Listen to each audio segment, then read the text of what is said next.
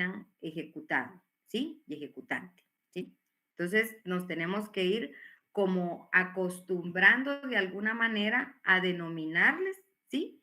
Por la forma del proceso de conocimiento. Ahora bien, cuando nosotros mencionamos sujetos procesales externos, ¿sí? Estos sujetos procesales externos van a ser los que se usan una sola vez dentro del proceso. Pero ¿quiénes serán estos sujetos procesales externos? ¿Tienen ustedes idea?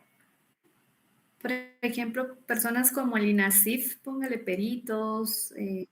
Excelente, excelente. Ellos serían los sujetos procesales externos, los peritos, los testigos, los expertos, autoridades civiles que en algún momento pudieran intervenir, ¿verdad? Autoridades policiales, ¿sí? Los intérpretes o un notario notificador también puede ser un sujeto procesal externo. Pero le denominamos procesal, ¿por qué? Porque ya estamos dentro de un proceso, ¿sí? Y esa es la manera de nosotros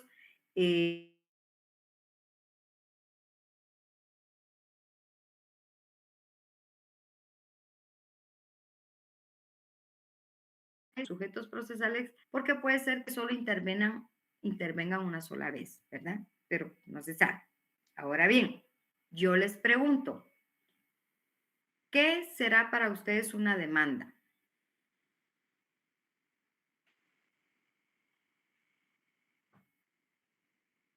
Vamos a ver. Jefferson, por Básicamente se favor. podría definir como el escrito inicial mediante el cual se pone en movimiento un órgano jurisdiccional. Excelente, excelente. Solo un poquito más de ampliar, ¿verdad? Cómo se compone una demanda y los artículos que hace. Sí, Donaldo,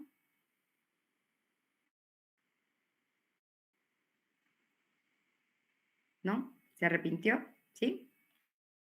Entonces, como dijo el compañero, la demanda va a ser el primer escrito, ¿sí? En el cual, ¿sí, Donaldo? No se le escucha, compañero, encienda su micrófono. Ya, ahora sí me escuchan. Sí, Ah, por bien. favor. Pues yo quería decir que en la demanda se plantea los requerimientos o la pretensión de la persona que está demandando, qué quiere, por qué lo quiere, cómo lo quiere. Como el anuncio. Muy ¿Sí? bien, sí, tenemos la idea, ¿verdad? Entonces, la demanda va a ser ese primer escrito, ¿sí?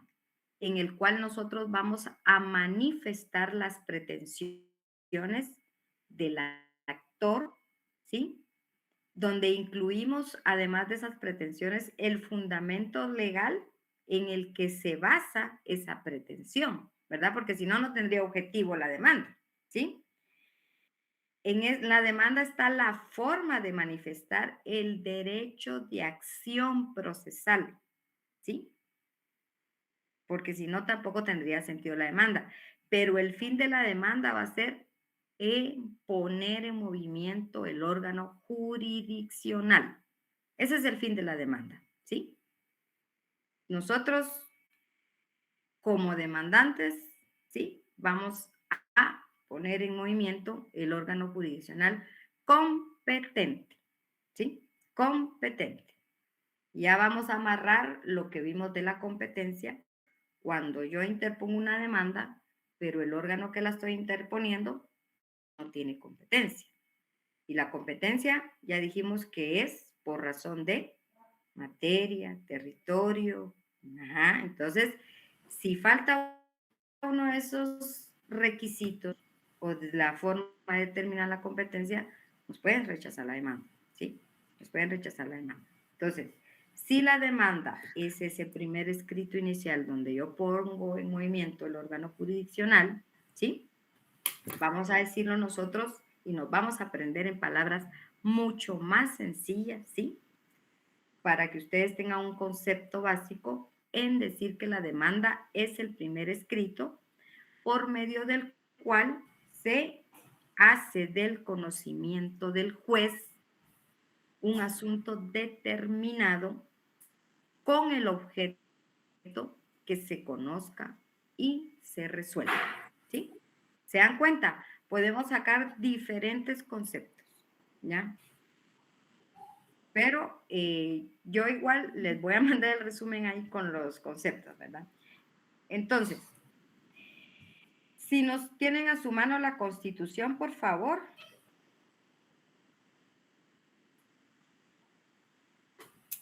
Y nos vamos a ir al derecho de acción, por favor, en el artículo 29. Gracias.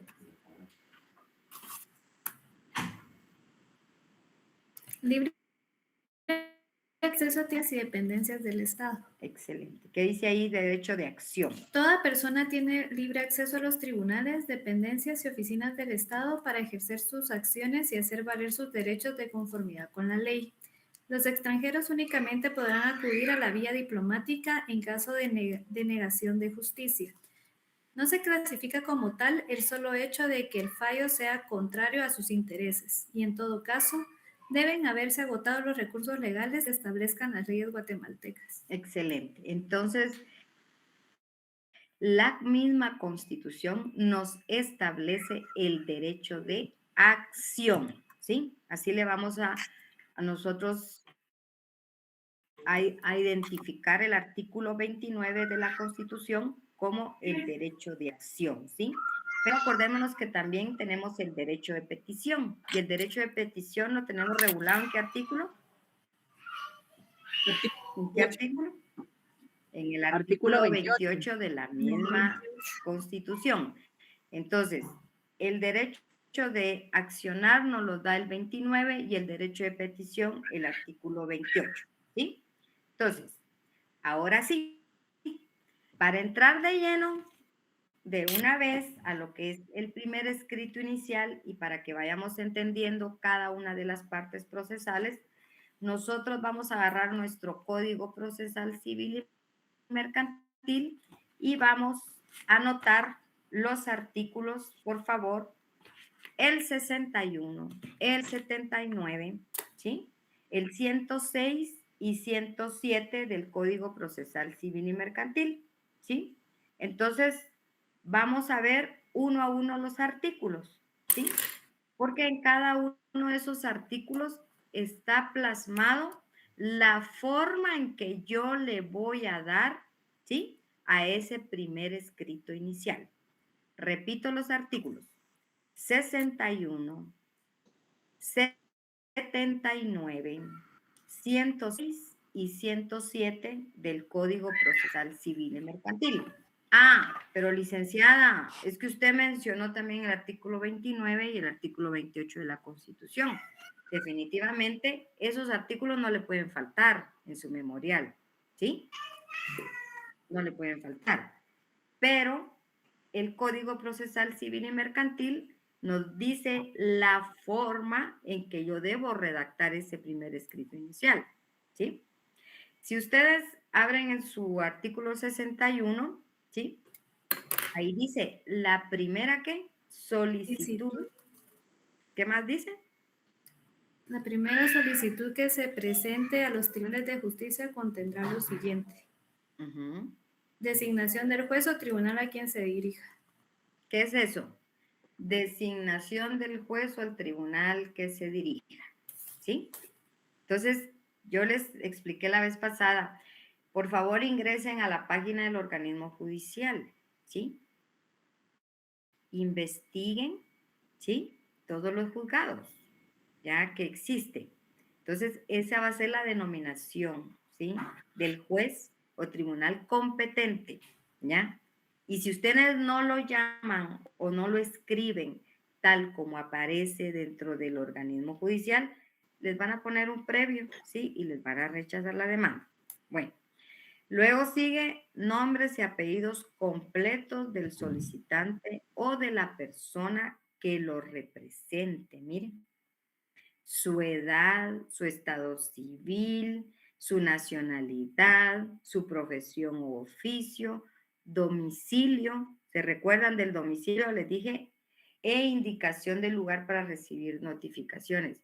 Es tan importante que nosotros sepamos distinguir entre domicilio y vecindad, ¿sí? Para no tener ningún problema a la hora de redactar nuestra demanda, ¿sí? Entonces, la tarea en vacaciones de Semana Santa va a ser esa, ¿sí? Van a redactar un primer escrito inicial y yo les voy a mandar el caso para que tengan cómo entretenerse, ¿sí? Esa es la forma de aprender a hacerlo es practicando, ¿sí? Porque ahí en el código ustedes pueden ver todos los requisitos, pero si no lo manifestamos por escrito, no vamos a entender. Luego dice relación de los hechos a que se refiere la petición. ¿Qué será eso?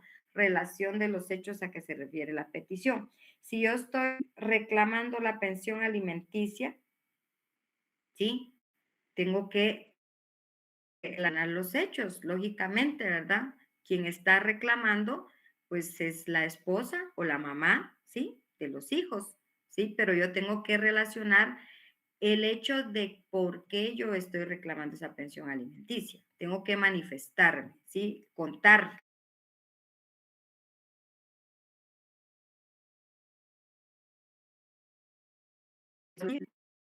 apellidos y residencia de la persona de quienes se reclama el derecho, ¿sí? Mire, nombres, apellido y residencia de la persona de quienes se reclama el derecho.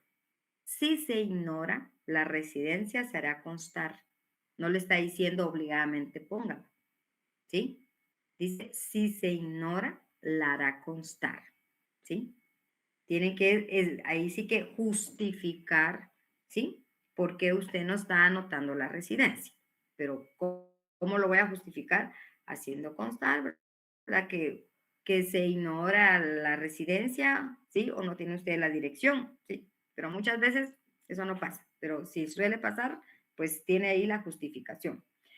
La petición en términos precisos, ¿sí? Directamente en concreto. Las peticiones no pueden ser tan adornadas, ¿sí? Yo tengo que ir a lo que yo pretendo, ¿sí? Que se me cumpla, ¿ya? Que solicito tanto, ¿sí? Que directamente lo que yo pido, ¿ya? Porque ya dentro de la relación de los hechos, yo ya hice como un resumen de qué es lo que está pasando, ¿sí? Pero en la petición en concreto yo tengo que ir directo a qué es lo que yo pretendo que se me cumpla, ¿sí?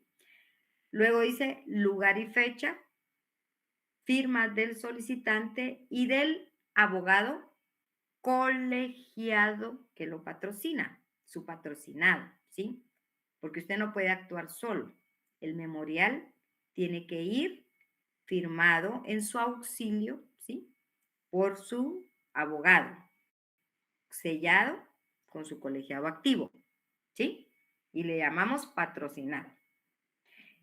Si el solicitante no sabe o no puede firmar, ¿qué pasa? ¿Qué pasa si una persona no puede firmar? ¿Se puede colocar la huella del licenciado? Ujú. Pero lo puede hacer por él también otra persona, ¿verdad? El abogado. Ajá, el abogado que lo auxilie, porque dice quien por no poder firmar, sí, en su auxilio, ¿ya? Ese primer escrito también lleva un timbre, ¿sí? Un timbre que no son timbres notariales y que no vamos a confundirlos, ¿verdad? El timbre que usa los abogados es un timbre forense, ¿sí o no? ¿Sí? Ok. Sí, sí, licenciado. ¿Y de cuánta denominación es el timbre que usa el abogado? De 100 quetzales. No, creo que hay de 5, 10 y 50 quetzales, creo que 100 quetzales también, pero no sé cuántos. De un quetzal. Un quetzal. Ujú, sí, ¿ya? Por cada hoja, dice Melissa, ¿ya? Entonces, todos esos detalles, al parecer se oye tan fácil, ¿sí? Hacer un memorial, pero lleva cada detalle, cada requisito que son esenciales, ¿sí? Para que le dé forma a ese escrito inicial y que sea admitida, ¿sí? Ahora bien, yo les voy a mandar la estructura básica de una demanda, ¿sí? Encabezamiento, hecho, el fundamento de derecho, las pruebas, las peticiones y la cita de leyes, ¿sí? Entonces, lo que ustedes van a hacer es estructurar esa demanda. Por ejemplo, el artículo 61 les da ahí la forma, ¿sí? Entonces, dentro de la estructura básica de la demanda, yo les voy a decir, bueno, por ejemplo, van a encontrar ustedes determinar cuál es el encabezado, cuáles son los hechos, cuál es el fundamento de derecho, cuáles son las pruebas, cuáles son las peticiones y cuál es la cita de leyes. ¿Por qué? Para que ustedes identifiquen, ¿sí? Cómo nosotros vamos a relacionar. Ahora, en el artículo 61, este artículo es importante porque contiene prácticamente la estructura básica de una demanda, ¿sí? Entonces, en el encabezado, nosotros vamos a anotar la designación del juez o tribunal a quien se va a dirigir, ¿sí? Nombres y apellidos completos del solicitante, la persona que lo represente, la edad, estado civil, nacionalidad, profesión, oficio, domicilio y indicación del lugar para recibir notificaciones. Si falta uno de esos requisitos, ¿sí? Si falta uno de esos requisitos, no la van a rechazar, ¿sí? Eso es en el encabezamiento, ¿sí? En los hechos, pues la relación de hechos, el fundamento de derecho. Ahí sí que prácticamente en el fundamento de derecho es donde nosotros vamos a apoyar nuestra solicitud, ¿verdad? Citando la ley respectiva o relacionada con lo que yo pretendo, ¿sí? Porque si yo pretendo solicitar alimentos, tengo que ir a buscar el artículo de los alimentos, ¿sí o no? ¿Sí? Si yo estoy pretendiendo algo relacionado con familia, tengo que irme a la ley de tribunales de familia, ¿sí o no? ¿Sí?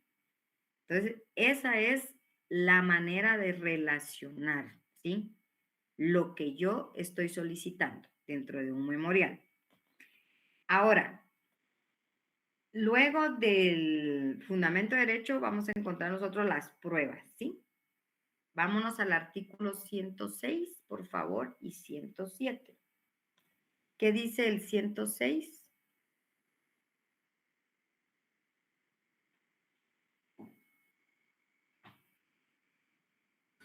Artículo 106, demanda, contenido de la demanda. Ujú. En la demanda se fijarán con claridad y precisión los hechos en que se funden, las pruebas que van a rendirse, los fundamentos de derecho y la petición. Ok. Artículo 107. Ujú.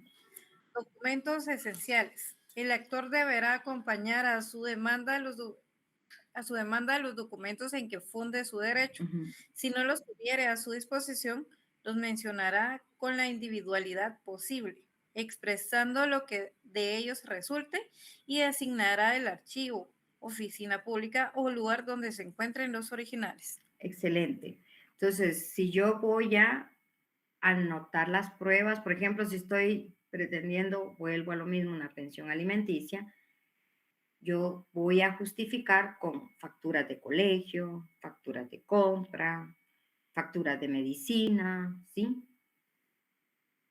Todo lo que sea prueba que tenga que ver con la asistencia alimenticia de un menor, ¿sí? Es ahí en ese apartado donde yo tengo que demostrarlo, ¿sí?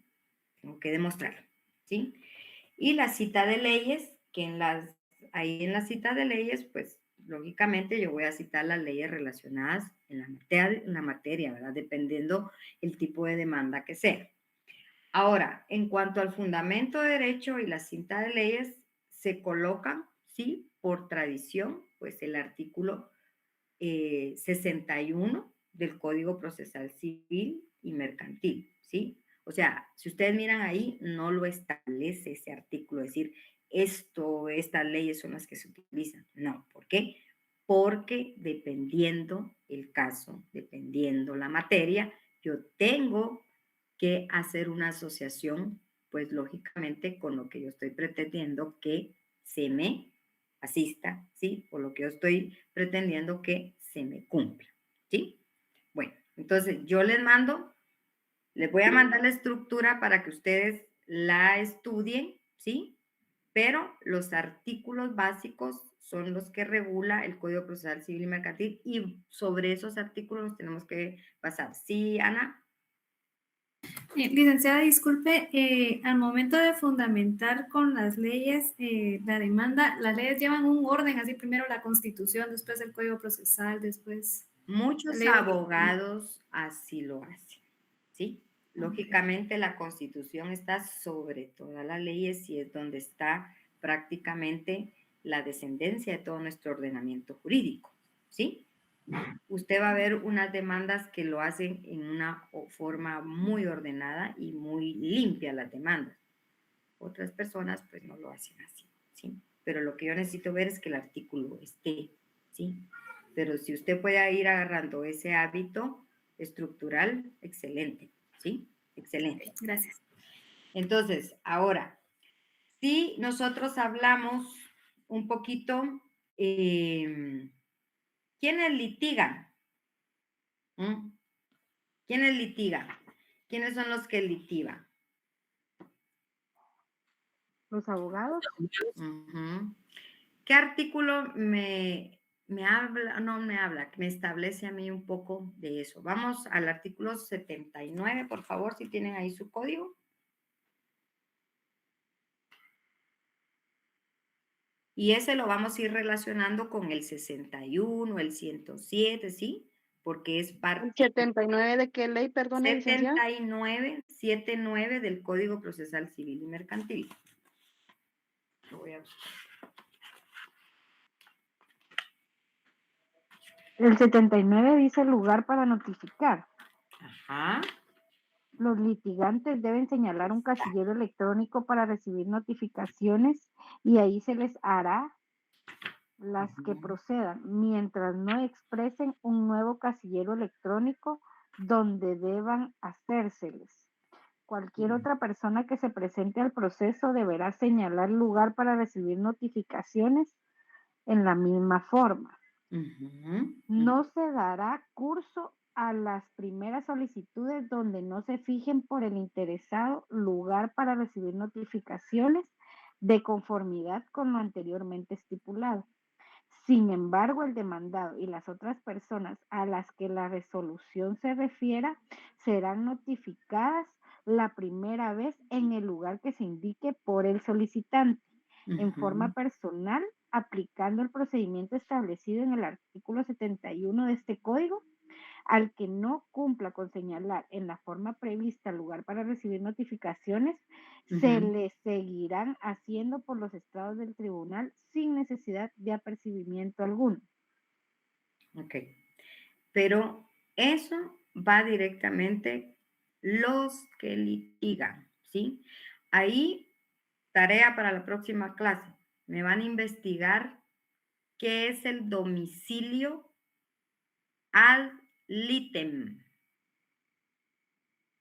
¿ya? Domicilio ad litem.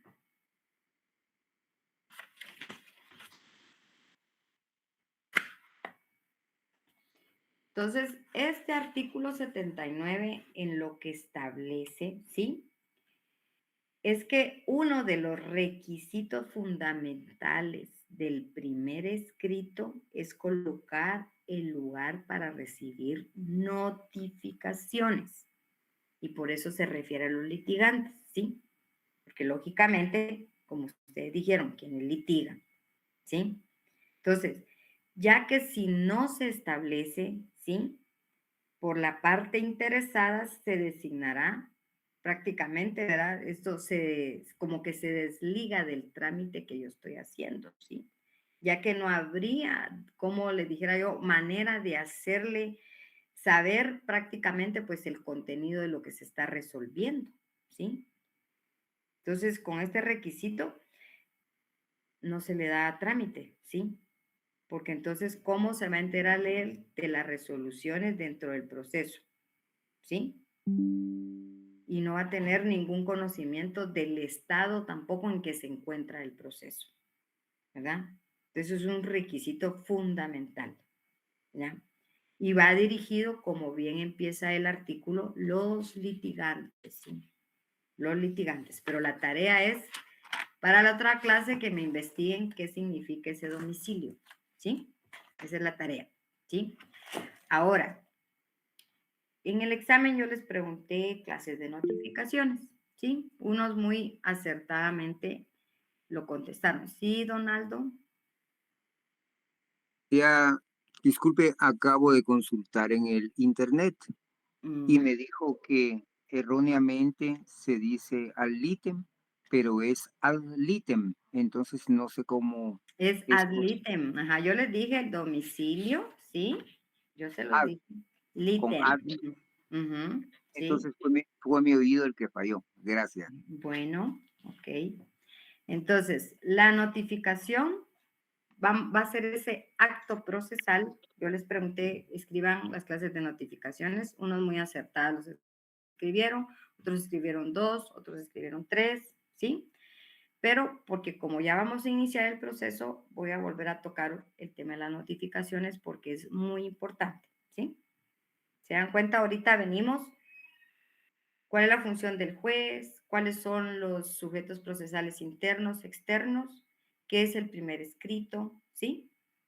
¿Sí? Entonces, ahora, ¿qué es una notificación? ¿Por qué? Porque esto es parte, ¿sí? Del órgano jurisdiccional competente, ¿verdad? Dependiendo. Entonces, la notificación va a ser un acto procesal por medio del cual se hace conocimiento, ¿sí? De las partes, el contenido de la resolución, ¿sí? Entonces, la notificación es un acto procesal por el cual se hace de conocimiento de las partes el contenido de una resolución, ¿sí? La resolución judicial, ustedes han oído de la cédula de notificación, ¿sí? Entonces, esa resolución judicial le acompaña una cédula de notificación, ¿sí? Para los que han tenido o que trabajan en juzgado, pues ellos me entenderán, ¿sí? Donde se indica en esa cédula de notificación el juzgado que conoce el asunto, ¿sí? El número de la cédula que contiene en ese momento, qué tipo de proceso es el que se está conociendo, qué número de expediente, ¿sí? Porque todo expediente se le asigna un número, ¿sí? Entonces, dentro de esa cédula de notificación también va el número de expediente. También se le anota el oficial y notificador a cargo, ¿sí? Porque en los juzgados, acuérdense que estos son sujetos procesales internos, ¿sí? Entonces, se le llama oficial y notificador a cargo. ¿Qué otra cosa va dentro de esa cédula? Pues también tiene que ir la dirección, tiene que ir la fecha y la hora de la notificación, que es bien importante, la persona que recibió esa cédula, ¿sí? Y también tiene un apartado para los que tengan la oportunidad de ver una cédula notificación. Hay una razón donde se anota, ¿sí? La persona que recibe la cédula, que si firmó o no firmó, ¿sí? Entonces, eso es bien importante, ¿sí? Y, por ejemplo, cuando la notificación se realiza, también tiene que llevar el motivo del mismo, ¿verdad? Entonces, la célula de notificación parece Parece que fuera tan sencilla, pero lleva todos estos elementos, ¿sí? Parece que fuera tan sencilla, pero lleva todos estos elementos de la resolución judicial. Porque si se le notifica, es porque existe una resolución judicial, ¿sí o no? ¿Sí? porque todo lo que el juez va a resolver, ¿sí? Se tiene que notificar. Y por eso es tan importante el requisito previo que leímos, ¿sí? ¿Sí, Donaldo? Perdone, licenciada, cuando dice persona que recibió cédula, me imagino que también eso quiere decir su identificación con CUI, ¿verdad? Sí, la razón de, primero, ahí en la razón va la razón de la persona que recibe la cédula o no, porque acuérdense que hay personas que se niegan a recibir la cédula de notificación. Y entonces, pero yo les decía la vez pasada en el artículo que usted ya cumplió, ¿sí? El notificador ya cumplió con llevar la cédula. Y alguien me decía por ahí, pero la pueden dejar en la puerta pegada, ¿sí? ¿Se recuerda? Y entonces la acción procesal se dio, ¿sí? Ahora, si alguien la recibe, pues lógicamente esa persona que está recibiendo la cédula se tiene que identificar, ¿sí? Poner sus datos personales de quien recibió la notificación, ¿sí? Y se le da la razón del por qué se le está notificando, ¿sí? Entonces, hay elementos dentro de la cédula notificación, ¿sí? Que son resumidos y bien importantes. Por ejemplo, pues la cédula como tal, la resolución que contiene la cédula, ¿sí? Y esos documentos que acompañan, ¿sí? Algunas, los que han tenido a la bien ver alguna cédula, llevan algunos documentos o que motivan prácticamente esa resolución. Son documentos que van adjuntos de la cédula notificación, ¿sí? Entonces, elementos de la notificación en 3 palabras así de sencillas: cédula, resolución y documentos que la acompañan, ¿sí? Eso es lo que lleva una cédula. Ahora, formas de notificaciones, que fue donde algunos sí contestaron y otros no, pero eso está en el libro 1 que yo les dije, repasemos el libro 1. ¿Por qué? Porque ese libro 1 nos va a servir todo el curso, ¿sí? Todo el curso. Entonces, personalmente, dijimos que era 1 por los estrados del tribunal que hemos estado mencionando, ¿sí? ¿Cuál otra? Por despacho, Por despacho. Los que leyeron el libro. Personalmente. ¿Cómo? Aquí dice personalmente por medios electrónicos y por estrado del tribunal. Exacto, pero también dentro de las formas de notificaciones que tiene nuestro Código Procesal Civil, hay fijadas también. clases de notificación especiales, ¿sí? ¿Qué pasa cuando una persona se encuentra en el extranjero? Si el demandante está en el extranjero, ¿qué pasa? ¿Qué debo de hacer? ¿Cómo le hago yo saber de que él tiene una demanda? Porque tiene el derecho de defenderse, ¿sí? Tiene el derecho de defenderse. Tal vez por un exhorto a través del Ministerio de Relaciones Exteriores. Sí, así se le llama, ¿verdad? Pero yo, ¿cómo hago? ¿Cómo hago? Puede ser a través de un exhorto, puede ser a través de un despacho o puede ser a través de un suplicatorio o comisión rogativa, ¿sí? Eso es lo que regula nuestro código. Y esas clases de notificación son bastante especiales, ¿sí? Pero vamos paso a paso, vamos caminando. Ya vamos a tocar el tema con eso. Entonces, personalmente es una forma de notificación, ¿sí? ¿Por qué? Porque, por ejemplo, en el juzgado, ¿sí? Se puede hacer la notificación personal a través de un notario, ¿sí o no? Sí. Sí, porque se puede hacer, ¿verdad? Para que se constituya y se tome nota por escrito, ¿sí?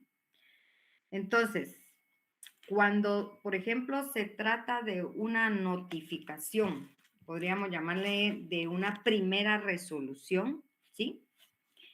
El notificador, el que esté a cargo, puede dejar si ustedes leen su código, una cédula bajo la puerta, ¿ya? Una cédula bajo la puerta, ¿sí? O el notificador también del juzgado debe entregar la cédula, que es lo que hemos estado viniendo hablando, ¿sí?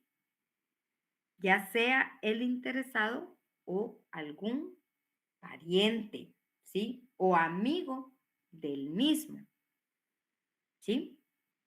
Que se encuentre en el lugar de la diligencia, ¿sí?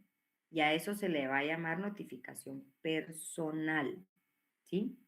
Entonces, el notificador puede dejar la cédula bajo la puerta, ¿sí? Pero ¿qué tipo de notificación puede dejar bajo la puerta? ¿Qué tipo de notificación? La inicial, Ujú. Únicamente con cédulas de segundos escritos. ¿Qué dice nuestra ley? ¿Qué dice nuestra ley en las clases de notificaciones? A ver, busquemos las notificaciones personales. Ahí dice, y es una explicación bastante amplia, ¿sí? Que tiene nuestro código. Les dice ahí dentro del primer párrafo, ¿sí? Si ustedes leen, para hacer las notificaciones personales, el notificador del tribunal o el notario designado por el juez. ¿Quién designa al notario para notificar? El juez, ¿sí? A costa del solicitante y cuyo nombramiento recaerá preferentemente en el presupuesto por el interesado, irá a la casa que haya indicado este y en su defecto a la de su residencia conocida o lugar donde habitualmente se encuentre. Y si no lo hallaren, ahí vienen, hará la notificación por medio de cédula.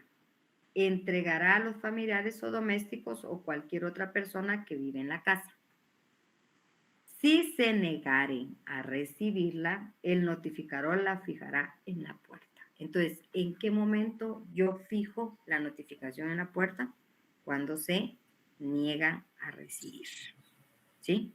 No porque yo fui y no encontré, la voy a dejar ahí, ¿sí? Tiene que haber un momento. Y expresará al pie de la cédula, oiga, la fecha y la hora de la entrega y pondrá en el expediente la razón de haber notificado en esa forma. Esa es la razón que lleva la forma. Se deja pegada por tal situación, no había nadie, ¿sí? O se negaron a recibirla y se deja, ¿sí? Entonces hay que dejar esa razón dentro de la cédula.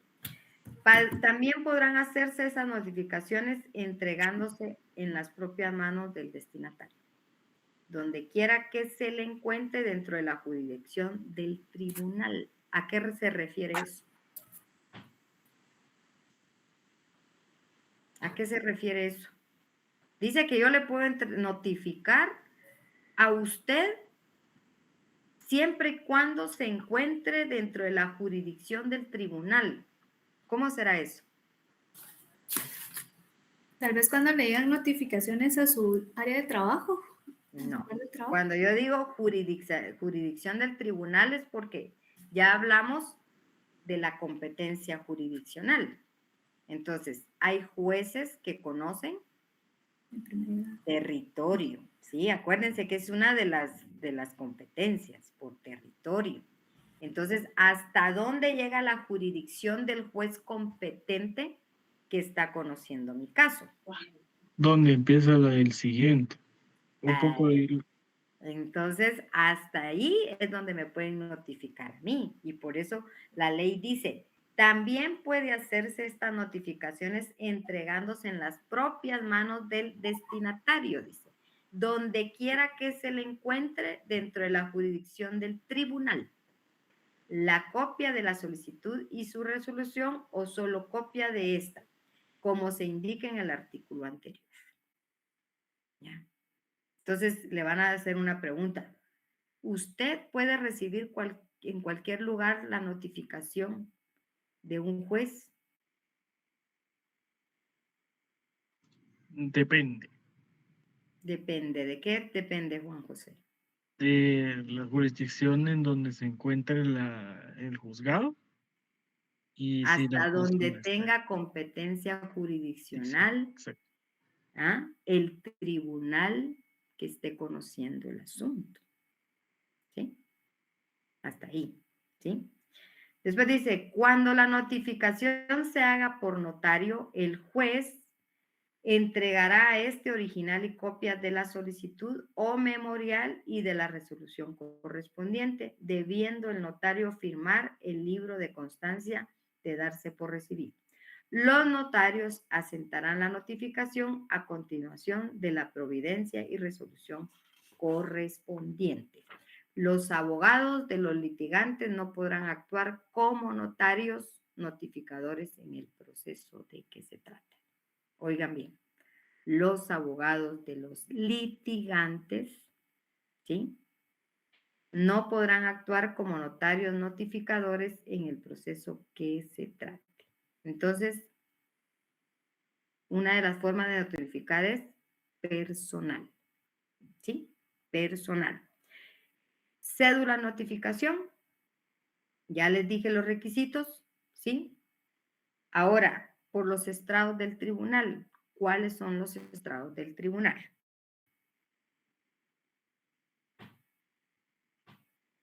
Vamos a ver. Cuando se le hace el efectivo apercibimiento a alguien y no cumple, entonces se le sigue notificando por esa vía. Entonces, los estrados del tribunal lo vamos a visualizar, los que han ido ya a los tribunales, como un pizarrón, ¿sí? Esos son los estrados del tribunal donde ponen las notificaciones, ¿sí? Pegadas, las resoluciones pegadas, ¿verdad? En ese estrado de tribunal son de espacio público, ¿sí? Prácticamente, ¿verdad? Son de espacio público del juzgado, que está destinado prácticamente a exhibir resoluciones de los procesos tramitados dentro del mismo, ¿sí? No cualquier estrado, ¿verdad? Entonces, tiene que ser prácticamente dentro del juzgado destinado para exhibir las resoluciones de los procesos, ¿sí? Tramitados dentro de ese mismo, ¿sí? Porque la torre de tribunales, ¿cuántas competencias hay ahí? ¿Sí? Entonces, cada uno tiene su estrado, ¿no? Entonces, así tiene que ser. Bueno, vamos a ver, pues. Ahora, ustedes van a encontrar en algunos, no digo en todos, porque no sé, ¿verdad? Los juristas tienen cada quien su forma de redactar y escribir. El libro de copias, el boletín judicial, pero estos dos últimos están en desuso, ¿sí? Quiere decir que ya no, pero los pueden oír o leer en algún momento, ¿sí? Les pueden decir el libro de copias, el boletín judicial, ¿sí? Entonces, pero esos están en desuso, hago la aclaración, ¿sí? El notario notificador, ¿sí? El notario notificador es el auxiliar del juez, y ya lo decía ahí el artículo, que el único que nombra el notario notificador es el juez, ¿sí? El caso del notario notificador es un claro ejemplo de ello. ¿Por qué? Algo muy puntual es que no puede ser notario notificador la misma persona que aparece como abogado auxiliante. Yo soy la que estoy representando, no puedo actuar tampoco como notario notificador, ¿verdad? El juez tendrá que nombrar otro notario. Entonces, en estos casos, muchas veces el actor, que ya dijo la compañerita quién era el actor, ¿sí? Puede ser que busque el servicio, ¿sí? De otro profesional para que realice ese tipo de diligencia, ¿sí? Pero el juez tiene la facultad de nombrar, ¿ya? Entonces, ¿Cuál es la función de un notario notificador? Vuelvo a repetir. El notario notificador tiene la facultad de notificarle al demandado en cualquier lugar, ¿sí? En cualquier lugar. Inclusive, por ejemplo, si se encontrara en una cafetería, ponga atención, en un restaurante, por así decirlo, en cualquier lugar, ¿sí? La hora que sea. Fíjense la diferencia del notario notificador, ¿sí? A diferencia de un notificador del juzgado. ¿Por qué será eso?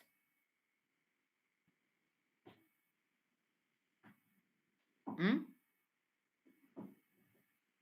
¿Por qué creen ustedes? ¿Será que porque el notario tiene fe pública estatal? ¿Será porque tiene una investidura diferente? ¿Sí? Entonces, esa es la diferencia entre un notario notificador y, lógicamente, de un notificador judicial. ¿Sí? Solo para que les quede claro. ¿Sí? Si ustedes en algún momento ven que un notario está notificándole a alguien en X lugar, tiene la facultad de hacerlo. ¿Sí? Tiene la facultad de hacerlo. Ahora, ¿qué sucede? Vuelvo a preguntar, si la persona demandada vive fuera del lugar del proceso, ¿sí? Fuera del lugar del proceso, no está, ¿sí? Por ejemplo, una señora, ¿sí? Está demandando a su esposo por alimentos, ¿sí? Entonces, interpone la demanda en un juzgado de la zona 1, ¿sí? En el municipio de Guatemala, departamento de Guatemala, ¿sí? Porque así lo tienen ustedes que escribir. Municipio de Guatemala, departamento de Guatemala. Mientras que el esposo vive en Chinautla, departamento de Guatemala. Sí, Donaldo. Licenciada, el artículo 73 nos habla de la notificación por exhorto, despacho o suplicatorio, y ahí explica que esta situación se resuelve de esa manera. Ok, pero vamos a ir entendiendo.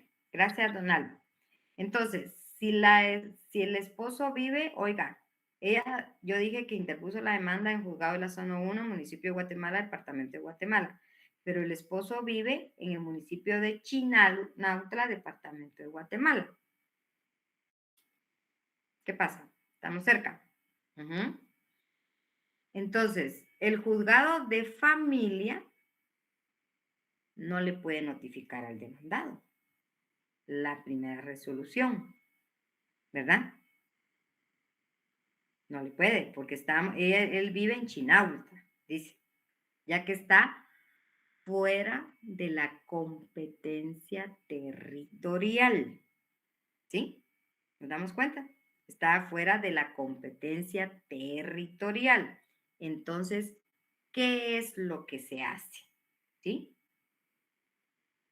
Como dijo Donaldo, por eso existe el exhorto, el despacho y el suplicatorio, que son básicamente solicitudes, ¿sí?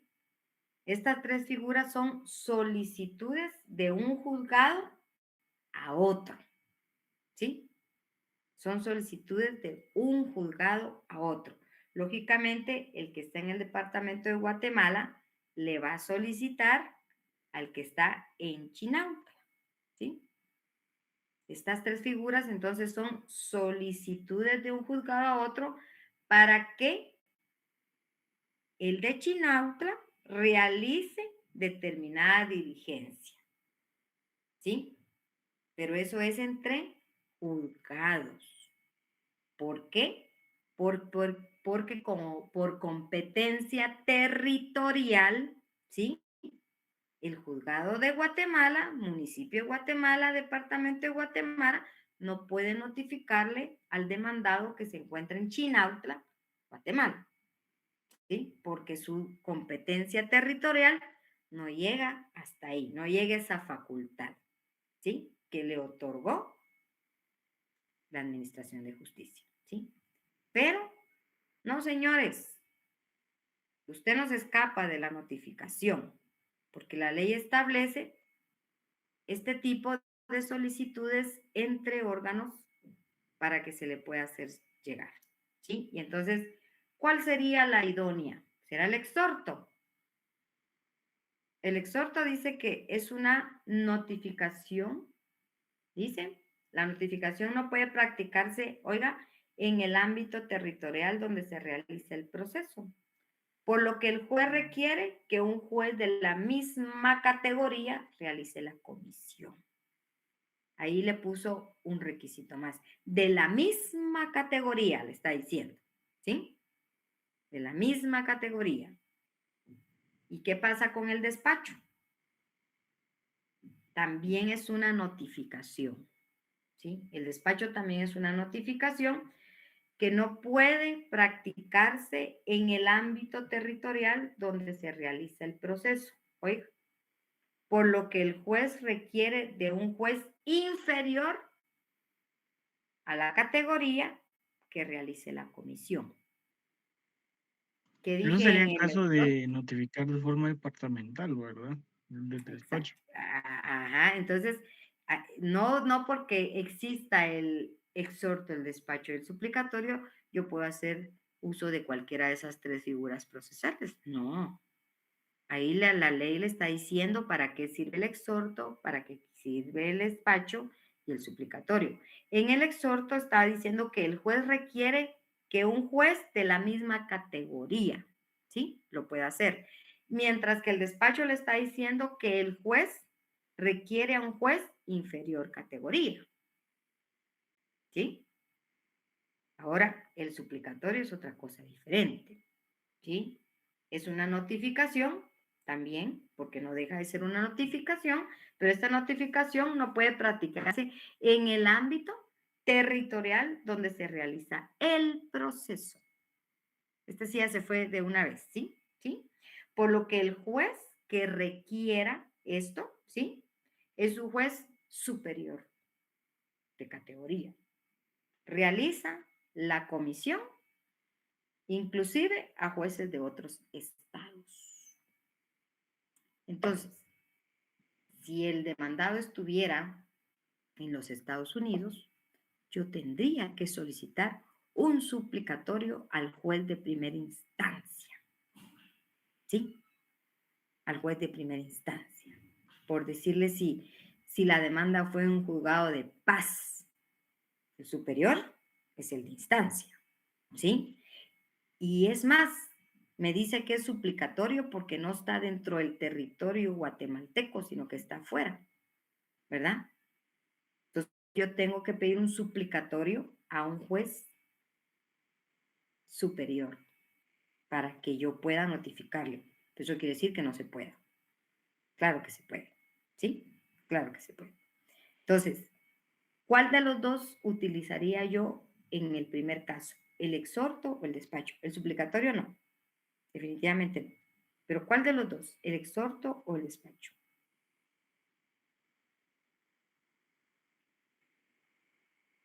Vamos a ver.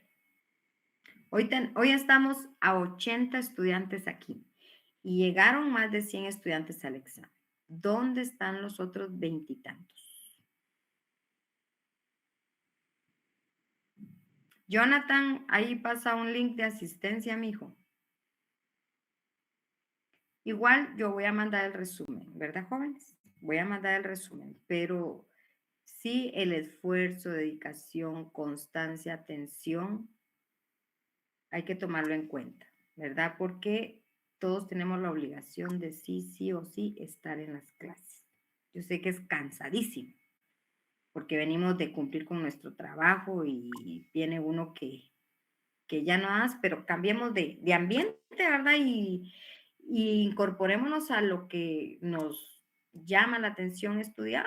Y sé que es difícil, pero ahorita aprendieron algo. Sí, aprendieron. Sí, ya, aprendimos. Y no se les va a olvidar. Ahí van a ver, no se les va a olvidar. ¿Ya? Entonces, después viene la práctica, ¿sí? Vamos a hacer ese memorial y van a saber identificar las partes, van a poder relacionar los artículos, y no se les va a olvidar, ¿sí? Entonces, ¿cuál de estas dos figuras aplicaría yo? ¿El exhorto o el despacho? Sería el exhorto, porque allí determina que debe ser un juez de la misma categoría. Ok, sí, porque como no sabemos ni qué juez, aquí no dice. Dice juzgado municipio de Guatemala, departamento de Guatemala. ¿Los juzgados de familia dónde están? Vamos a ver. En los municipios, El juzgado de familia, ¿dónde está? El de la ciudad capital. En los departamentos. No estoy preguntando si el juzgado de paz está en los municipios o el juzgado de primera instancia está en los departamentos. Estoy preguntando dónde están los juzgados de familia aquí en Guatemala. En la zona 1. La zona 1. Uno. En el edificio Lucky, no. Ahí está, en el edificio Luz. Ahí es donde están los juzgados de familia. Entonces, si es de Chinautla, es un municipio, ¿sí? Y también aquí es un municipio, ¿no? Entonces, en el municipio de Guatemala también tienen que haber, ¿hay jueces de paz aquí o no? Sí, tiene que haber, ¿no? Entonces, como dijo Claudia, uno de la misma categoría, ¿sí? Y podemos notificarle a través del exhorto. ¿Sí? ¿Ok? ¿Entendimos eso? ¿Sí, Donaldo? Perdón, licenciada, se me levantó la mano. Ok, bueno. Entonces, vamos en el entendido para que no se nos olvide estas tres figuras. Exhorto, despacho, suplicatoria son formas de poder notificarle, ¿sí? Al demandado, ¿sí? De una resolución cuando no se pueda por el juzgado o el juez que resolvió, ¿verdad? O que atendió, le dio viabilidad a la demanda. Entonces, aunque esté fuera del país, ¿sí? La persona se puede sujetar, ¿verdad? A que cumpla. Ok, y si no se puede presentar, tiene que nombrar un mandatario, ¿sí? ¿Y qué tipo de mandatarios tenemos? Mandatarios que judiciales, ¿cuántos tipos de, vamos a ver, no me mandó Jonathan el link.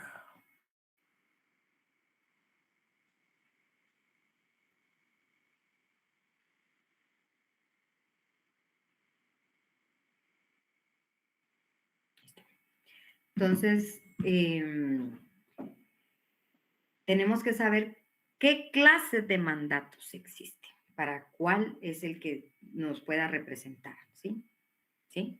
Hay mandatos especiales, mandatos judiciales, mandatos con cláusula especial, mandatos amplios, o sea, tenemos que saber, ¿sí? Entonces, el hecho de que esté la persona fuera, ¿sí? No quiere decir que no se le sujete, ¿sí? Al cumplimiento de una obligación. ¿Nos podemos divorciar aunque esté fuera una persona en el extranjero? Sí, sí se puede, sí. Ahora el divorcio voluntario existe, ¿sí? Entonces, no hay motivo legal, ¿ya? A menos que sea algo, pues, fuera de, ¿verdad? Pero no existe ningún motivo para no poderlo hacer, ¿sí? Entonces, estudien exhorto, despacho, suplicatorio, ¿ok? Ahora bien, no sé si continuar o me quedo aquí, porque de la otra clase ya vamos a hablar, ¿sí? Del artículo, lógicamente, con el 106, ¿sí? Que en la demanda se fija con claridad, con precisión, los hechos en que yo fundo mi derecho, las pruebas que van a rendirse y los Fundamento de derecho. No pasan el link. Ahorita lo va a subir. Ahorita lo va a subir. ¿Ya? Entonces, el 107, ¿sí? Y luego vamos a hablar del emplazamiento, ¿sí? Del emplazamiento. ¿Qué es un emplazamiento? ¿Sí? Los efectos que tiene el emplazamiento. ¿Por qué? Porque esto va a continuación después de que yo presento mi primer escrito y pongo en movimiento un órgano jurisdiccional, ¿sí? Entonces, tenemos la figura del emplazamiento, vamos a hablar de eso, de prácticamente de los efectos de esta figura procesal, ¿sí? Porque nosotros en algún momento vamos a oír el vocatio, ¿sí? ¿Sí? ¿Qué significa convocar? ¿Sí? Vamos a hablar de lo que es una citación, de qué es un requerimiento, la diferencia entre emplazamiento, citación y requerimiento, y qué actitudes toma el demandado, ¿sí? ¿Qué actitudes toma el demandado? ¿Por qué se da la rebeldía? ¿Sí? Entonces, con esas figuras vamos a ir amarrando nuestro proceso, ¿sí? Para después entrar a un ordinario y a ustedes van a saber de qué figuras son las que estamos hablando, ¿ok? ¿Subieron el link o no subieron el link? Sí, licenciada. Sí, Ok. licenciada, ahorita. Bueno, entonces, por favor, anoten su asistencia. Yo igual en mi página de la universidad, porque estamos enlazados, yo miro ahí todos los que se conectaron, ¿sí? Pero para Disculpe, que ustedes vean licenciada, aquí en el link pregunta el número de clase, perdón. el número de clase de hoy. Ajá. Jesús bendito, ¿qué número de clase Pues llevamos? yo le agregué clase 1 para el segundo parcial. Excelente, esa es la actitud, me parece. Licenciada, disculpe, Entonces, yo no no aparece, veo el link. dice, no aparece aún. A mí no me aparece el link. Ah, Licenciada, Se manda.